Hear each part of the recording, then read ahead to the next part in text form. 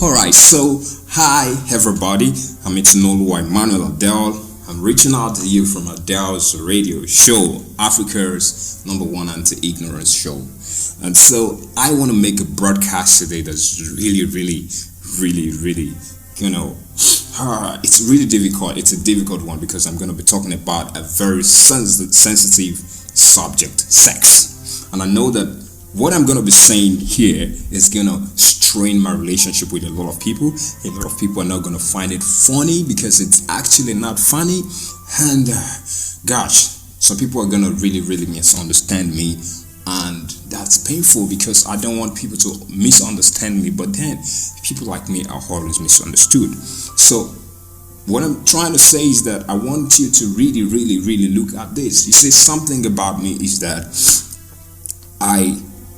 God has blessed me with a lot of intellectual capacities, and that intellectual capacities has imposed on me a social responsibility to educate people, and that's why you always see my status busy. I have a very special knack for reading, for researching, for asking questions, for being inquisitive, and so because of that I've acquired a lot of information that a lot of people are not privy to.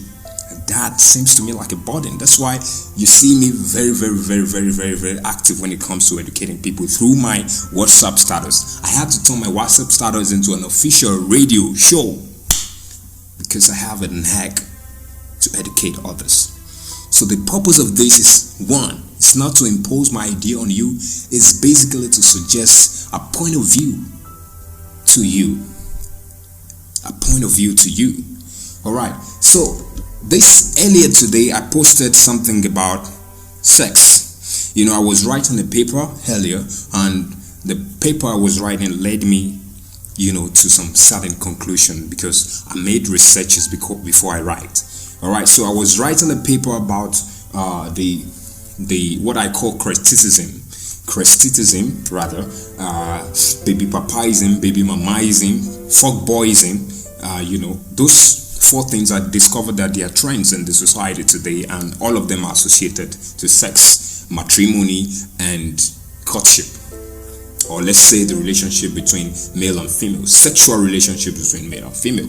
And so in my conclusion, the conclusion of my researches, I discovered the following, and I posted this on my WhatsApp status, which also served as my online radio platform. And I say, sex always wins. Prayer cannot fight it. God will not fight it. Satan cannot fight it. Ritual cannot fight it. Castration cannot fight it. Genital mutilation cannot fight it. You cannot fight it. Don't fight it. Understand it, and it will let you be. It turns out the world we live in is practically at war with sex. And that's why it always wins. And that was what I posted on my WhatsApp status this morning. And in the next couple of minutes, I got DMs, as usual. When I post stuff, a lot of people react to them. And I got DMs, about 5 DMs I got, and they're asking me this question. It's quite shocking when I saw it, but then I expected it. Everybody, the 5 of them were asking me the same question: how do I fight sex? I was like, wow, I thought I just told us not to fight sex. Rather, we should understand it. Because then I understand why they came with that question. In spite of the fact that I told them not to fight sex, everybody still wants to learn about fighting sex. And that tells you the psychological situation people have with sex. It's fundamental, and it is rudimental to our subconsciousness that sex is supposed to be fought. Every human, when he or she is given birth to, stepped on the earth, the first one of the basic skills they'll get to learn is how to abstain from sex. Boom. How to what? Abstain from sex. I don't have a problem with that. Let me share my personal experience with you. I'm in my mid-20s, and here's my situation. My mother was a very fantastic fantastic woman. She is still a fantastic woman. I love her with my heart. And she was able, like every other mother in Africa, she was able to help me. She was able to help me stay away from sex. She was able to put that fear in me that when I have sex with anybody, the person is going to get pregnant. And each time I think about having sex with someone, I remember fatherhood, I remember parenting. I know I'm not ready for that, and automatically I zip up. That's a beautiful thing. It works for me. All right. And like I said, I'm in my mid-20s and it's been working for me. Like, I've been good. So it makes me look like I'm more moral than every other person, but that's not true. Because the real truth is that even though I don't have sex with ladies, those whom I've been in a relationship with, I do kiss them, I do romance them, I cuddle them, I do all of those things, but I don't have sex with them. And you know what? Let me be frank with you. A whole lot of people, that's what I call Christicism. Christicism is the heart of, I'm a religious person. My religion does not support premarital sex, all right, or extramarital sex. But I have found a way to do it behind. I have found a way to do it behind the scene. I found a way to do it without anybody figuring it out. I found a way to do it and nobody knows. That's Christicism. That's what I call Christicism. A chunk of religious people, even though they know they're not supposed to be doing extramarital or premarital sexual things, they do it. Most of them don't have sex, but they do every other thing that is attached to sexual activities. This is statistics. This is fact. This is truth. And so, the only thing people are afraid of, if for those who do not go into having sex, those who practice, those Christies that I talk about, the only thing is that they are afraid of the physical manifestation of sex, the evidence. Probably the person is going to get pregnant, and so they're going to be figured out. So they don't have sex, but they do every other sexual things. All right? This is fact, I'm telling you. Go and try to make your research. I've made mine. Go and make yours. I know a lot of things going on, and I'm telling you real life stories. All right? And so some of them have sex, and some of them do abortion, some of them do. So that is what I call Christicism. Those people who are bound by religious rituals and doctrines not to have sex, but they found ways of doing it behind the scene because they actually cannot. Yeah, I'm a Christist too. All right, I want to be frank because I know this is going to strain my relationship with a lot of people, but I just want to put this out there. It's going to sound like it's blasphemous like usual. Most of my stuffs always sound blasphemous, but I'm trying to help. All right. So that is one thing, and there are lots of people out there who do not care. They are not Christies. They are fuck boys or fuck girls. They don't care. They make it plain that, hey, I do sex. All right. They are not, even though they are religious, but they make it plain. All right. Christies do it behind the scenes. They don't show it. They look also religious or spiritual, but back end, is either they're doing masturbation, they're doing pornography, or they're doing real life sex, and they're doing abortion and all sort of, some pastors were caught, doing things like that. It's that serious. Christicism is that serious. All right. And so now the question is, now let me go back to so 5 people came to me and asked me how do they fight sex, when I just told them that sex is not something you fight. You can never win that fight. What you're going to do is that you need to understand it. When you understand sex, then you can know how to handle it.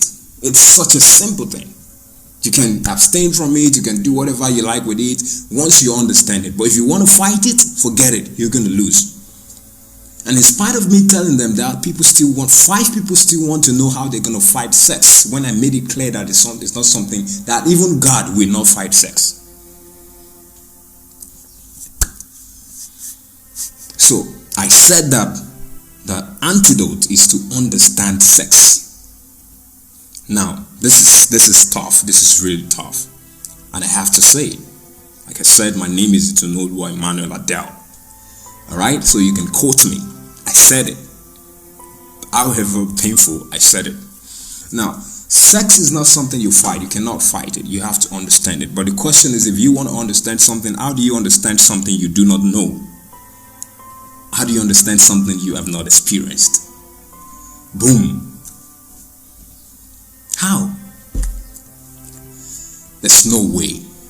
Alright? There's no way.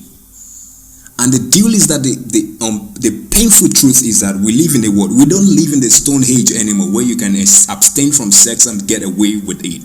We live in the age where you are bombarded. You know, sex is something that happens. It's part of you. Alright? And it's something that works with, like every other thing, it works with stimulus. Alright, so when there's something that triggers it, it's automatically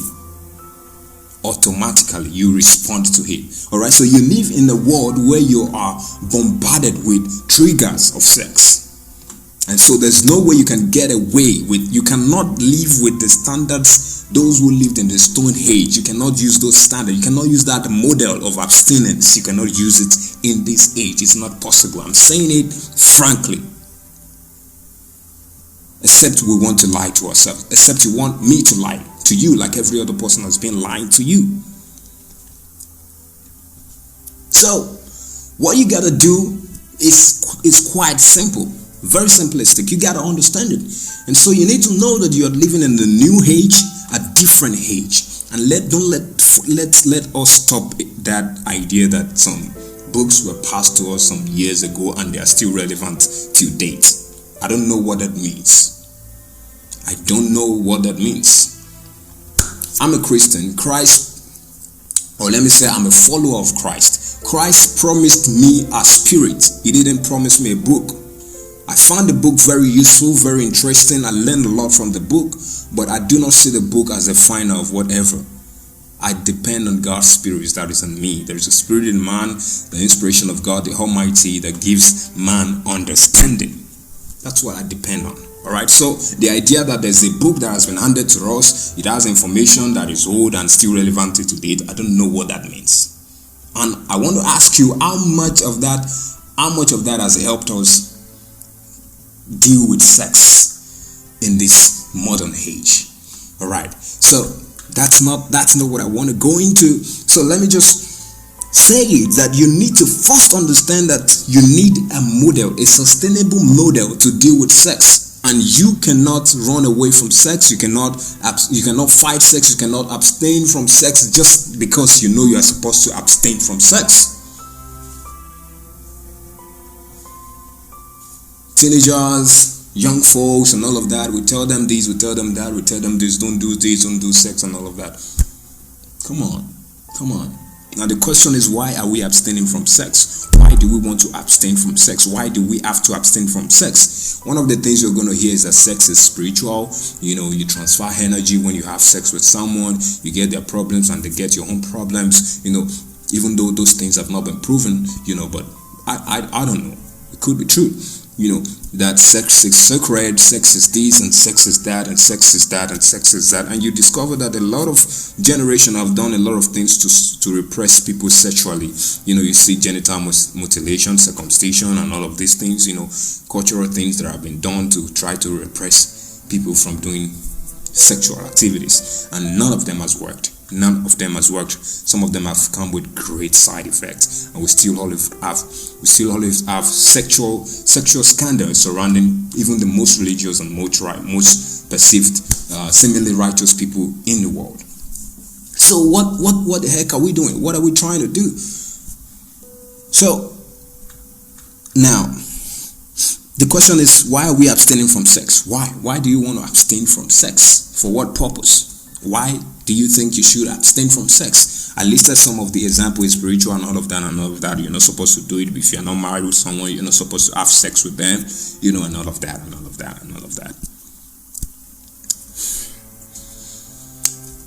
Whatever the reason is, we need to understand that the model that was given to us does not work, because we have chunk of people who believe they are not supposed to be. I just explained Christicism to you, right? And I use myself, I sacrifice myself as an example. That is deliberate, all right? So there's a lot going on, all right, that I know about, that you know about, that you personally you are an example of what I just talked about. Now, how do you understand something when you cannot fight it? I told you that, but you have to understand. How do you understand something when you don't know it? All right. So there's this fear. Fear is that sex is addictive and all of that and all of that. Everything is addictive, I believe. It depends on proportion and all of that. I don't want to go into the technicalities of sexology because it's a science on its own. All right, because I've sought to understand sex on its own.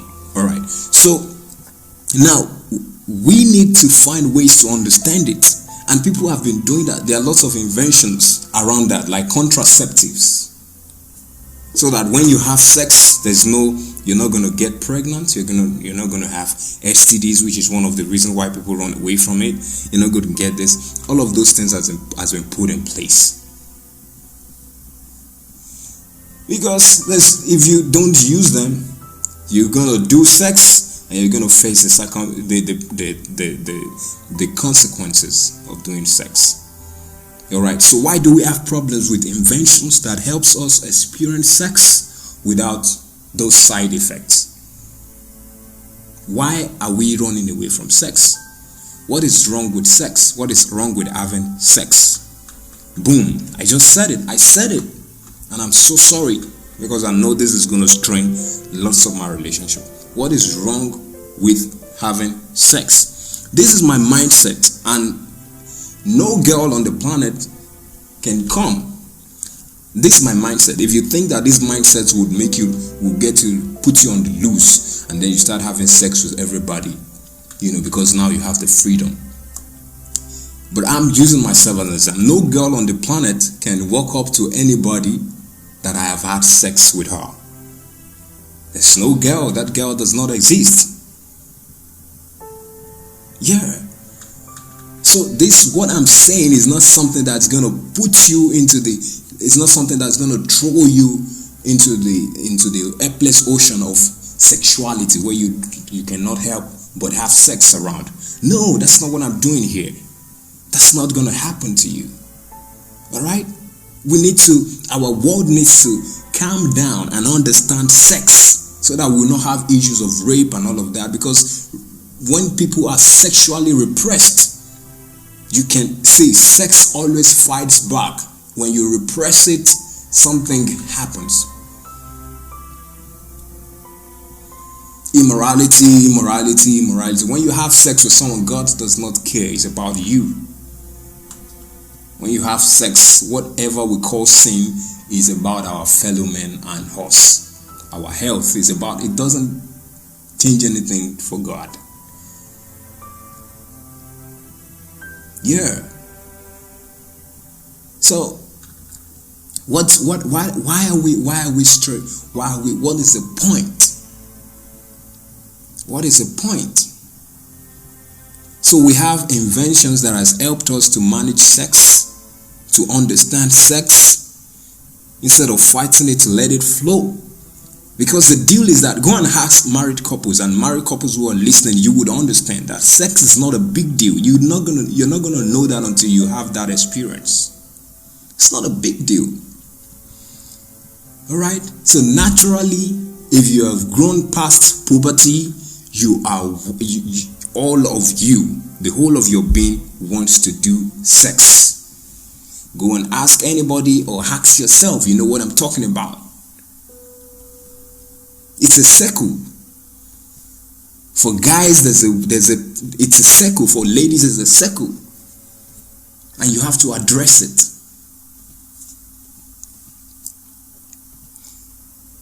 have a lot of options. You have the options, but you're not going to exploit because you are supposed to be sexually repressed. If you do not understand sex, you're never ever gonna be able to fight it. It's part of you. It's nature. So long you need to breathe, you need sex. Sorry to tell you that. Now this is not like kids should go around having sex, teenagers should go around having sex, and that's not what I'm saying. I'm saying that we should understand sex. We should understand sex. We should educate ourselves about sex. And if you're an adult, 18 years and above, if you're an adult, you have no reason to be fighting against sex. No, you have no reason to be fighting against sex. See, I don't want to make this to become too long, but if you look at the fundamental, the sex has been demonized, and it is that criminalization of sex that is behind every sexual immorality you can think of on earth, because sex is being repressed, and you see sex fighting back in form of rape, in form of sexual assault, in form of pornography, in form of anything. Go and look at the rates at which people are viewing pornography in Africa, in the world large. You're going to be shocked. If you are able to go through what your friends and your folks and your wives and your husband and your folks and your dad and your mom and your people and your children are doing with pornography, you're going to be shocked. That is sex fighting back, because we are repressing sex. Let people express their sexual nature. This will not lead to promiscuity, I promise you. I'm telling you. It's not going to mean it's going to lead to promiscuity.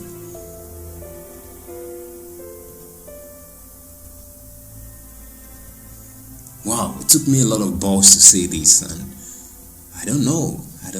So, I've said it.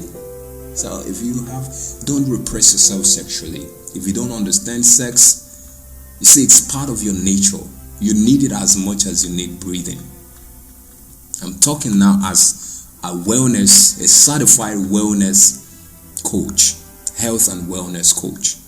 All right? I'm also talking from that point of view. It's healthy. It's not healthy for you to repress yourself sexually. It's not healthy. Don't fight it. Understand it. And if you don't experience it, you cannot understand it. Yes, I've not had sex with people, but I must say, like I said earlier, I do other things. I don't do penetration, but I do other things. I have amazing kiss with my folks. I mean, those who I was in a relationship with. And I'm sorry to say that. Alright? I'm sorry to say that it's going to hurt a lot of humans, but I know I'm cool with God. I'm 100% sure I'm cool with God. Yeah. Contraceptives are there.